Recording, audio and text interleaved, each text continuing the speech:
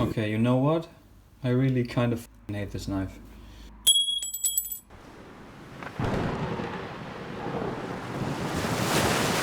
What's up everybody, I'm Sven and I've got 2 failed attempts of forging Damascus and I feel like today's the day that I might actually succeed. But you will probably already know that because of the title. I've went ahead and already cut out 10 blanks from 1095, 15 and 20 and some manganese steel. The next step was to grind them flat, stack them alternating the metal types and then stick weld them together. And yes, I know, I'm still terrible at stick welding, but I did get a nice tan though, so if you like getting sunburned, just weld in a t-shirt like I did. After I had somehow managed to weld everything together, it was time to put it in the forge. So, like I said, my first 2 forge welding attempts didn't go too well, but I tried doing some things that Dennis from Tyrell Knifeworks said. Definitely check out that video, but if you're watching my videos and not his, you're certainly doing something wrong. So anyways, I've been playing around with the air intake of my burner. You can slide the pipe up and down into the actual burner. You can limit the air intake by doing that. So I've played around a bit, and as you can see, there's a lot of fire coming out of the forge, and as Dennis suggested, that means that there's not a whole lot of oxygen in the forge itself, which should prevent oxidation and thus the buildup of forge scale while forge welding. Once the steel got to a red heat, I took it out to apply some borax and then left it in until I was ready to actually forge weld. This right here was about as hot as I could get my forge, so I left the piece to soak for about 10 minutes at this temperature and then started forge welding. I began with some light taps, and I think I did those for 8 cycles or something like that. And by the time I was finished with those, because of my masterful stick welding technique, the handle actually fell off, so I had some time to grind off the sides of my billet and then see whether it was actually forge welded or not. I am not too confident that this has worked. As you can see, there's one layer that may be delaminated. Maybe that's just the outer part that's not forge welded correctly. So yeah, as you can see, the billet wasn't heating up uniformly, which means that there's probably a delamination, and after trying to draw out the billet, I could actually see that it was delaminating right there. So I tried salvaging the rest of the billet, but I decided to stop that because it was not worth my time if the rest of the billet was delaminated as well. So I did what any sane person would do and decided that I need more fire. So I build another burner, and now the front opening looks like the portal to hell. Alright, so now after that was done, I went ahead and cut another billet and welded that together as well, and it's back in the forge and we'll try again. Yeah, I don't think I have to say anything about this. Now with the power of Hellfire on my side, I was actually able to draw out a solid billet.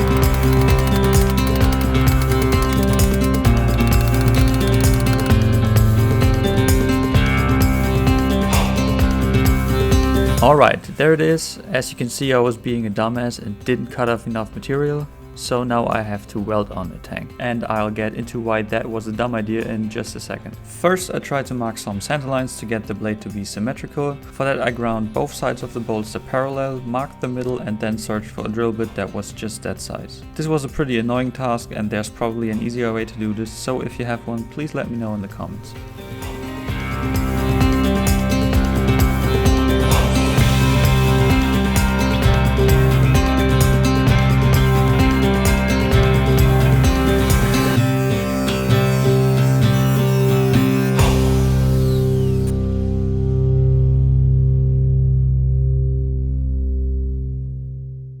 Now, I was actually very happy because it was the first time that I succeeded in stamping in my logo, but as you can see, I set up the camera in a bit of a weird angle.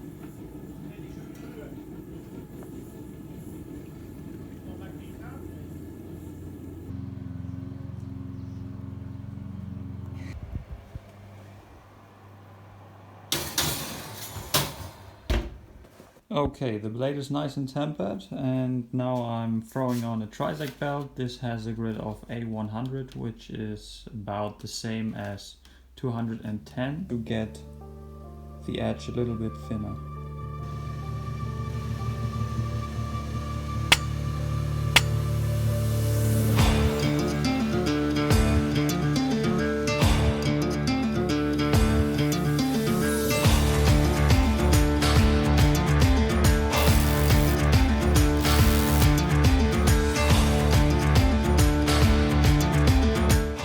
Recently took some time to make this thing because my sandpaper drawer was really getting crowded and it's very difficult to find the right grit. So I've made this, and yeah, you can pull them out, get a sheet.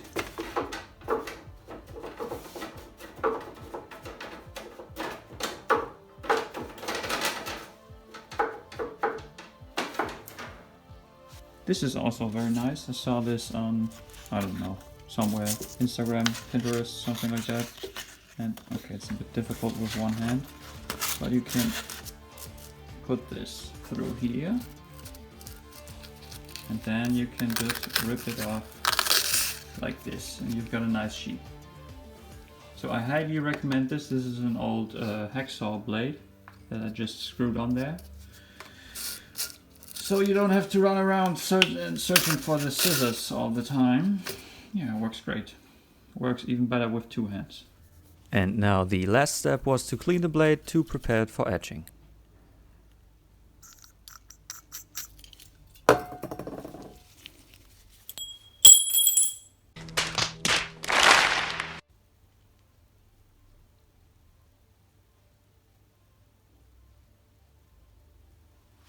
And there you have it, folks. That's why you don't weld on a tang. So even though my stick welding is horrible, it wasn't the weld that broke, but the metal in front of it. It probably got too hot while welding and turned brittle, but I'm still amazed at how perfectly timed that was, that I had just finished spending 1.5 hours of hand sanding the blade while it was being clamped at the tang for it to snap at the most gentle part of the whole process. But to be honest, I'm pretty happy that it did, because I wouldn't want to give something like this away and have it happen to the new owner. But still, I mean, why didn't it just break off when I started grinding? To make the most of the situation, I used this piece to try some different etching sequences to see what finish I like best. I'll get into that later. The second thing I did was to test the strength of the blade by throwing it around a bunch, hammering it through some round steel,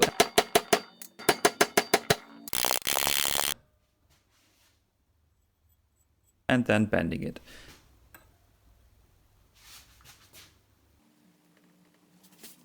Since the blade is pretty short and thick, I was satisfied with how much it bent before it snapped, but I really didn't like the grain structure.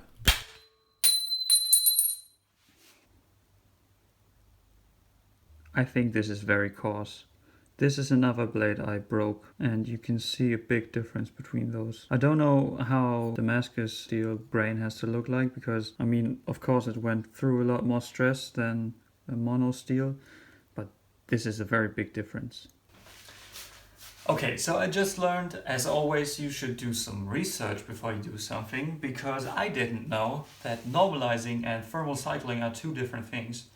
And so I just did the normalizing with this blade, and what normalizing does is that the disorganized grain structure, because of all the forging and beating and stuff you do with the metal, makes it that all the pieces inside the metal are very much scrambled together. When you normalize it, you try to blow up the grain size and then even it out. And after that you have to thermal cycle, because you want to reduce this big grain size. Yeah, I think I have to do that again. Now to spare some time, I skipped over forging the second blade. This is what it looked like. I did the normalization and I did the thermal cycling before quenching, and now this is the blade straight out the tempering. Okay, we're back again. And yeah, I thought I'd skip the last few steps because it wasn't very interesting, but now I've came across another problem. And as you can see, the blade has a slight bend towards the left side. I clamped it to this piece and it helped a bit, but to be honest, I was very much afraid of snapping the blade because I've got 3 days left to work on this thing and I was very much afraid of snapping it. So I didn't overcorrect it, so it didn't go all the way back. Yeah, so what I am going to do is, if you position the blade like this, you can see it's fairly straight, but it's not straight with the bolster. So what I'm going to do is, I'll position the blade like this, and then I will grind off the bolster right here. So I'm, yes, very much angry with this blade, and I would very much like to start over again, but there's no time and there's no steel left, so we'll have to make design choices out of our mistakes. Okay, I've still got my respirator on, so I might have to subtitle this. I've ground off a little bit on the left side, and to be honest, if I didn't tell you, I think you probably never knew that this blade had a bend. I think it looks quite good. And as you can see, I also ground in those gaps for the epoxy to hold the tang. Since I had to grind off my logo, I am now electro-etching it back in. For that I applied some nail polish and then scraped off the outline. I've got 2 wires hooked up to this 14-volt battery from my cordless drill. And now I'll be putting the cable that's connected to plus onto the knife. And the cable, which has a Q-tip at the end, I'll be dipping that in water, and this cable is connected to the negative. Then we're going to burn in my logo. Alright, great. I screwed this up as well, because the first logo I drew didn't look very good. I just slapped on some more nail polish and then drew another one. But I think the first layer was very dry, so I didn't get it off while scraping, and that's why it looks so spotty. So now I'm just going to take the Dremel and grind in the logo, since I've already got a pretty decent outline. Alright, and now we're back where the first blade failed, and let's see if this blade can handle the dreaded cleanup.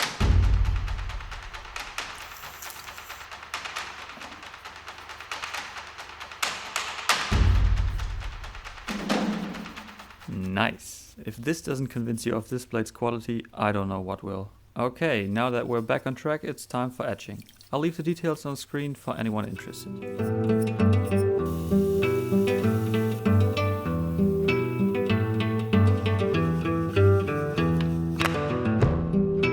Now while the blade is caffeinating, I'll go ahead and make the handle.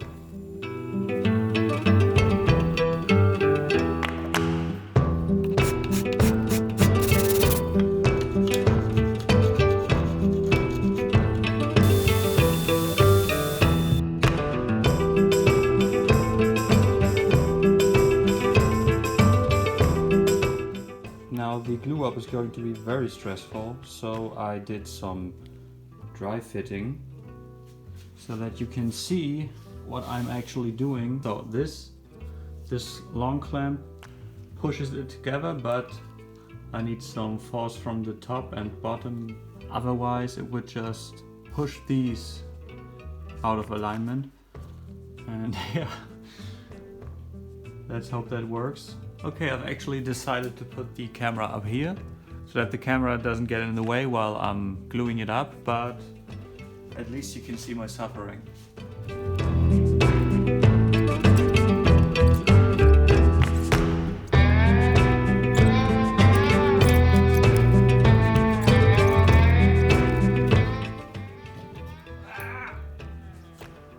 Oh Mann, sei doch nicht so.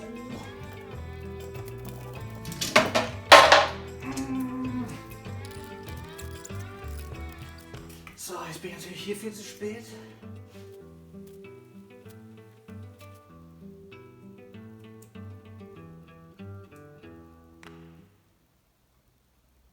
Phew!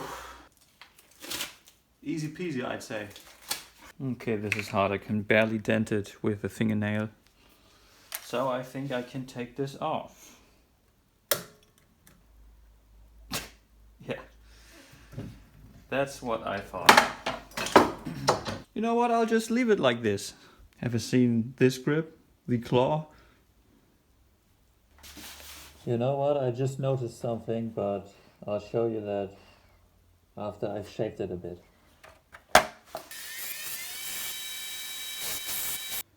Okay, you know what? I really kind of fucking hate this knife.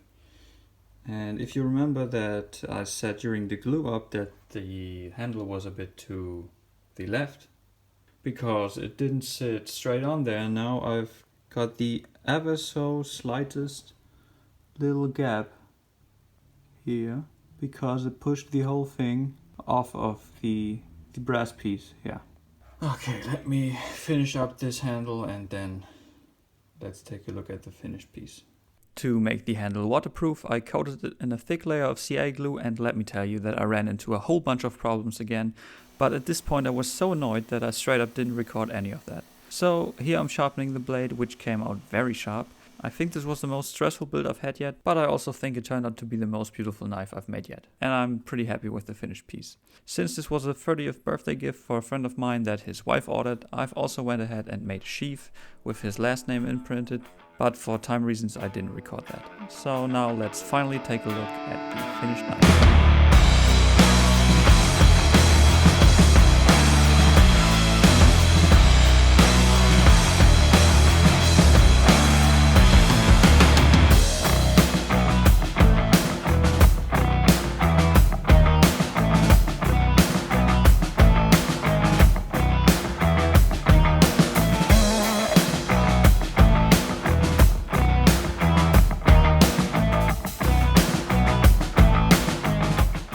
Thanks for watching, I hope you enjoyed this longer video as well. I know it's been a while since my last upload, but I'll try to get back into my monthly upload schedule now. Have a good one.